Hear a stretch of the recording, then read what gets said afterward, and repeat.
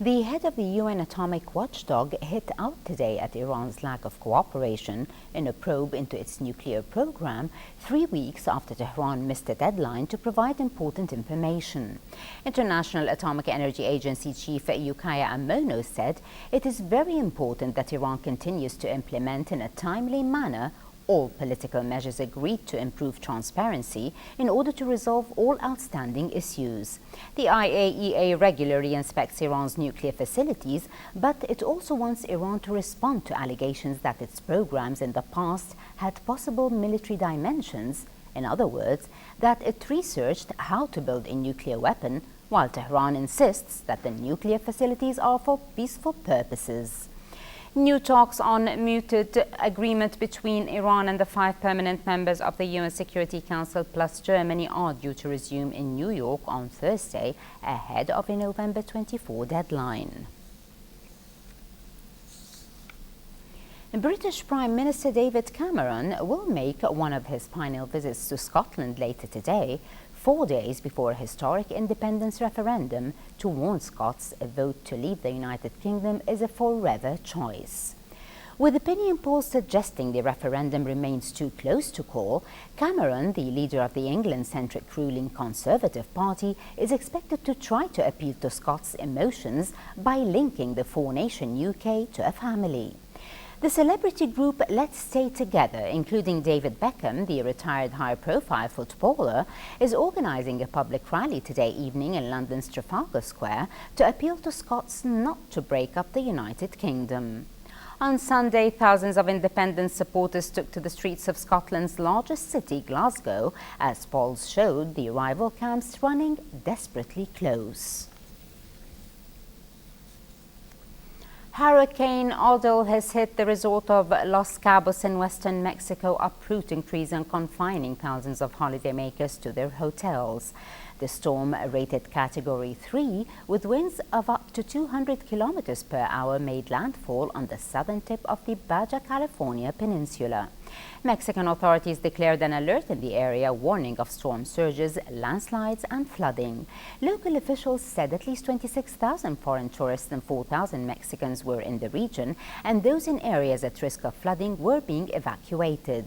Luis Puente, the head of Mexico's Civil Protection Agency, told reporters that 164 shelters had been arranged with a capacity of 30,000 people.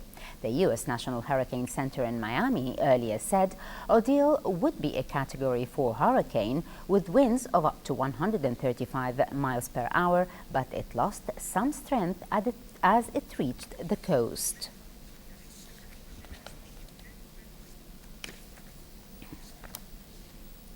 Indian women in Kuwait, in association with the Embassy of the Republic of India in Kuwait, organized an exclusive workshop for Indian women on how to face the emergency situations in life.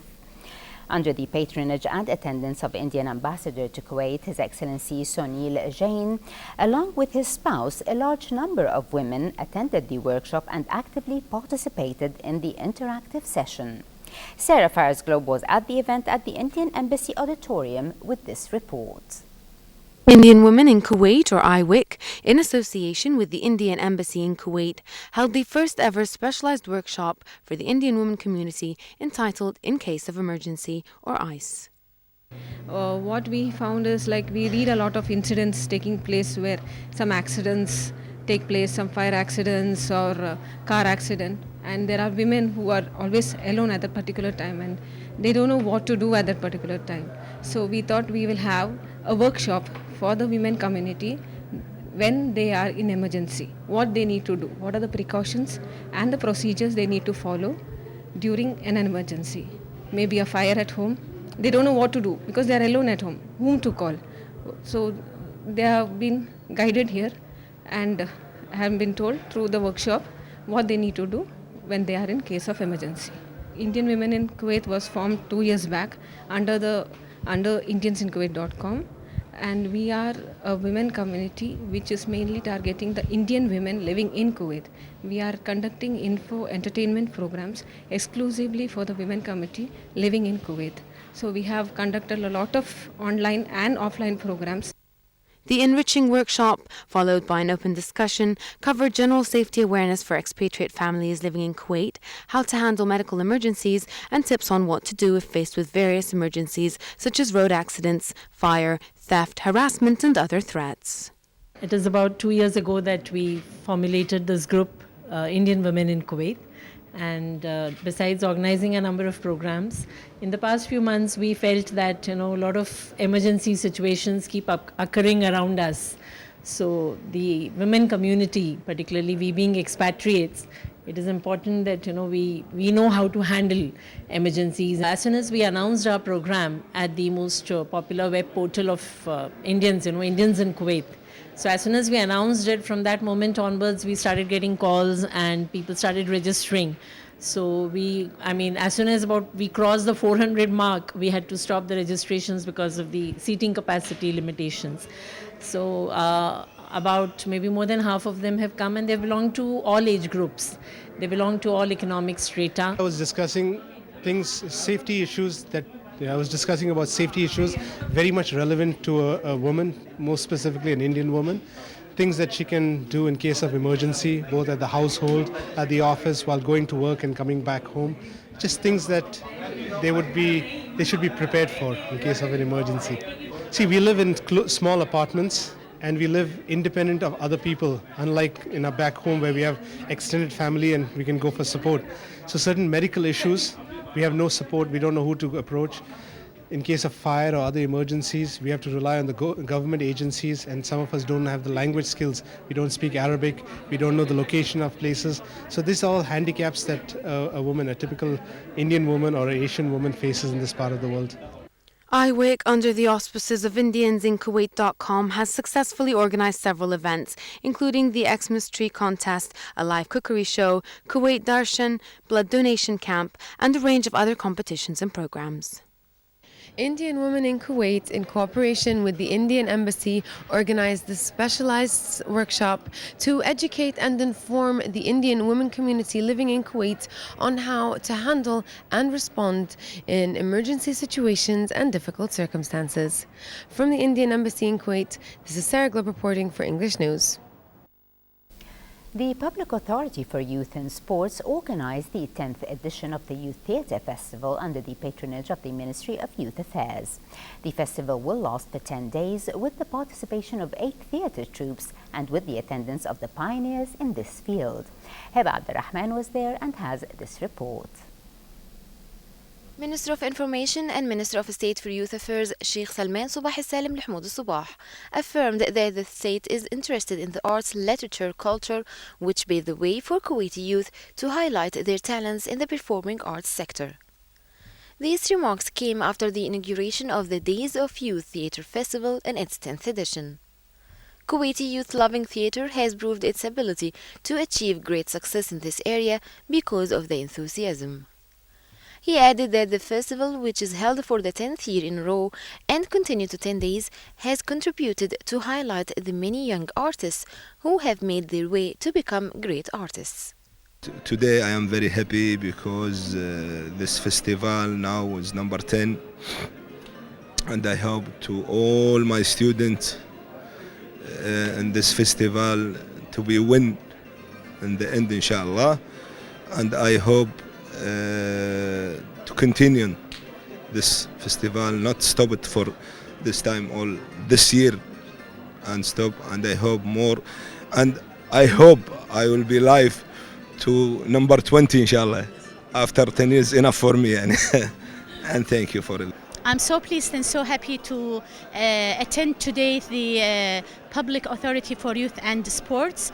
They are of course celebrating the 10th edition for the youth theater.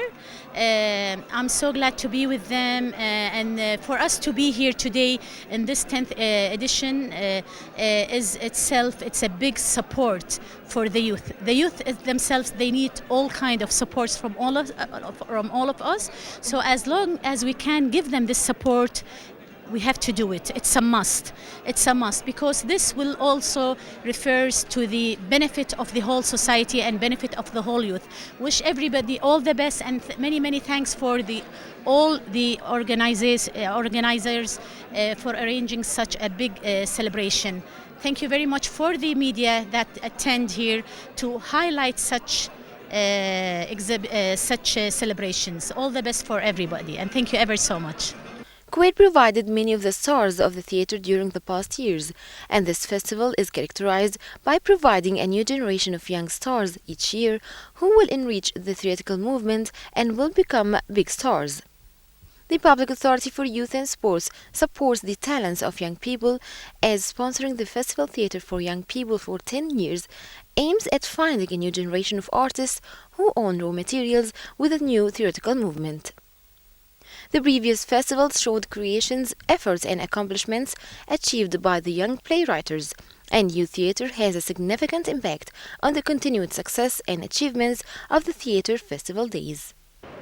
For the 10th year in a row, the Public Authority for Youth and Sports, or PAYS, organizes the Youth Theatre under the patronage of Sheikh Salman Subah Salim Mahmoud Subah, Minister of Information and Minister of State for Youth Affairs, event that indicates the fact that this kind of art is taking the right path thanks to the talented Kuwaiti youth. From Desma Theatre, this is Hiba Abdurrahman reporting for English News.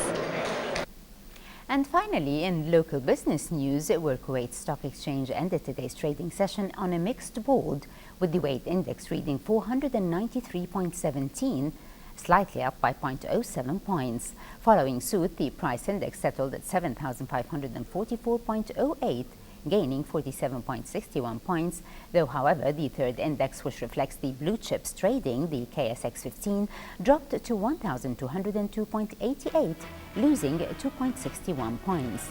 The number of trades amounted to 7,151 transactions worth 32 million Kuwaiti dinars, with about 331 million shares changing hands.